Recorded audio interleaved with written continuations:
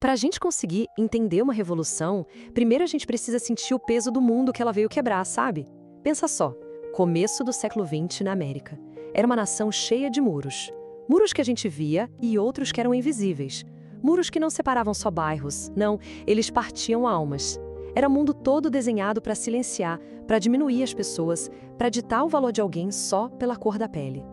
E é justamente das cinzas desse mundo tão dividido que surge uma história completamente improvável. É sobre como uma única centelha, no lugar mais esquecido que se possa imaginar, acendeu um fogo que o mundo simplesmente não conseguiu conter. Essa é a nossa análise sobre a vida e o legado de William J. Seymour. Muito bem, vamos mergulhar um pouco nessa figura. Para entender o poder do que aconteceu, a gente precisa primeiro conhecer o homem que a sociedade da época foi, assim, programada para não enxergar. Ele não tinha a voz de um político, a fortuna de um industrial ou o diploma de um teólogo. Ele era, para todos os efeitos, só um sussurro no meio do barulho da história. Olha só esse perfil. Cada um desses pontos, naquela época, era praticamente uma sentença. Filho de pessoas libertas da escravidão, ou seja, já carregava o peso de um passado de muita opressão. Pobre, numa terra que idolatrava a riqueza, tinha a visão de um olho comprometida, o que limitava o mundo dele. E, para completar, pouca educação formal, o que já o desqualificava dos púlpitos de prestígio. Ele era o tipo de pessoa que, em tese, deveria ficar sempre à margem. E é aqui, nesse contraste, que está o segredo de toda essa história. O que o mundo via como fraqueza era, na verdade, o espaço vazio que um poder muito maior estava prestes a preencher. O fato dele ser invisível para os homens se tornou o palco perfeito para uma intervenção que ninguém, absolutamente ninguém, poderia ignorar. Agora, vamos tentar entender o que movia a alma dele. A convicção do Seymour não nasceu sob as luzes de um grande evento, não. Ela foi cultivada no silêncio, na quietude de uma fé que não precisava ver para crer. E isso muito antes de qualquer chama sequer aparecer. E esse aqui é o ponto crucial, o que define a jornada dele. O Seymour ensinava sobre uma experiência espiritual muito profunda, o batismo no Espírito Santo, antes mesmo dele mesmo ter vivido isso.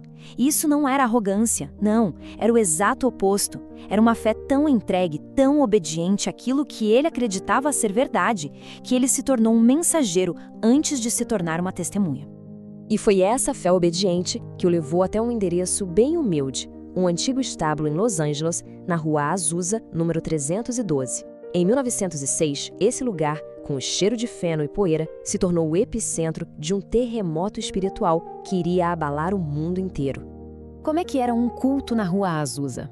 Bom, esqueça toda a estrutura de um evento religioso moderno. Não tinha produção, não tinha programa, não tinha promoção. Era um ambiente de uma simplicidade radical. A única estrutura era a entrega das pessoas. O único roteiro era a oração espontânea. Era algo cru, real e completamente despojado de qualquer artifício. Mas, na ausência de tudo isso, eles tinham uma coisa que a América de 1906 considerava impossível. Num chão de terra batida, ajoelhavam-se negros, brancos, latinos, ricos e pobres, um do lado do outro. Os muros que definiam o mundo lá fora, ali dentro, simplesmente se dissolviam em oração. Era um vislumbre de um outro tipo de realidade. É claro que o mundo lá fora não entendeu nada. A imprensa chamou de fanatismo histérico, teólogos famosos criticaram a desordem, mas para quem estava lá dentro, a experiência era outra, completamente diferente. O que parecia desordem era, na verdade, a quebra das velhas ordens. O que soava como barulho era o som da transformação.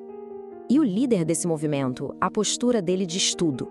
Para garantir que a atenção jamais se voltasse para ele, William Seymour muitas vezes pregava com a cabeça baixa, escondida entre caixotes de madeira, como se ele quisesse simplesmente desaparecer. O objetivo não era ser visto, mas criar um espaço para que algo muito maior fosse sentido por todos. Agora, vamos acompanhar como essa chama, que foi acesa num canto esquecido de Los Angeles, se recusou a ficar contida. Ela saltou muros, cruzou oceanos e se tornou um incêndio que iria redefinir o mapa da fé no mundo todo. A velocidade com que tudo se espalhou é impressionante. O que começou como um sussurro em 1906, em poucos anos, já ecoava por toda a América. Logo, as pessoas que estiveram na Rua Azusa levaram essa chama para a América Latina, para a Europa, para a África, para a Ásia. A propagação não foi planejada, não. Foi explosiva, orgânica, como um fogo que é levado pelo vento. E o impacto não foi só uma memória, sabe? Tornou-se institucional. Algumas das maiores denominações do mundo hoje, com centenas e milhões de membros, podem traçar sua árvore genealógica de volta àquele solo fértil e humilde da Rua Azusa. Por fim, qual é o verdadeiro legado de William Seymour? Ele não está gravado em pedra ou em mármore. Não é um título, nem um monumento. É uma postura, um espírito que continua a desafiar e a inspirar até hoje. O legado dele é definido, primeiro, por aquilo que ele esvaziou. Ele rejeitou a lógica do espetáculo, a centralidade do palco, o brilho dos holofotes, que só servem para alimentar o ego. Ele se afastou de propósito do personalismo. E em troca, ele cultivou uma cultura de presença, uma espiritualidade vivida de joelhos no chão, numa dependência total da oração. E, acima de tudo, uma unidade que era, por si só, um milagre. O legado dele é muito claro: menos performance, mais poder. E aqui vem a ironia final que sela a história dele. O homem que foi o catalisador de um movimento global morreu pobre, numa relativa obscuridade, esquecido pela mesma estrutura religiosa que ele ajudou a transformar. Sua vida terminou exatamente como começou, sem aprovação do mundo. E isso nos deixa com uma verdade que permanece. A história de William J. Seymour nos lembra que as transformações mais poderosas raramente começam nos palácios ou nos centros de poder. Elas nascem nos lugares quietos, nas vidas improváveis, nos cantos esquecidos, exatamente onde ninguém está olhando.